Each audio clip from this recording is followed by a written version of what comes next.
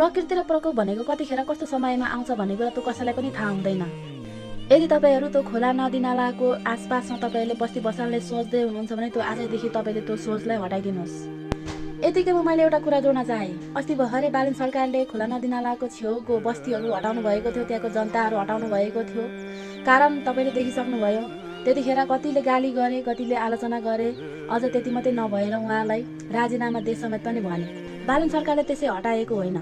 भोलि गएर मेरो जनताले दुःख शास्ति भोग्न नपरोस् भन्ने हिसाबले उहाँले त्यो ठाउँबाट मुक्त गराएको। अहिले त कतिले बुझी पनि सक्यो होला, त्यो गु भरिएको त्यो खोपडीमा अहिले त दिमागले बास पनि गर्दै होला। एउटा भनाइ छ नि, कि भनेको मान्ने कि आफै जान्नु। यो ठाउँ मेरो लागि सहज छैन, यो ठाउँमा मेरो लागि एकदमै ठुलो जोखिमपूर्ण हो। यति भनेर बुझिसकेपछि आफै साइड लाग्ने होइन र? आफ्नो तरिका, आफ्नो मर्जीले दुःख पाउने अनि दोष जति चाहिँ सबै सरकारलाई दिने, यो त भएन नि, होइन?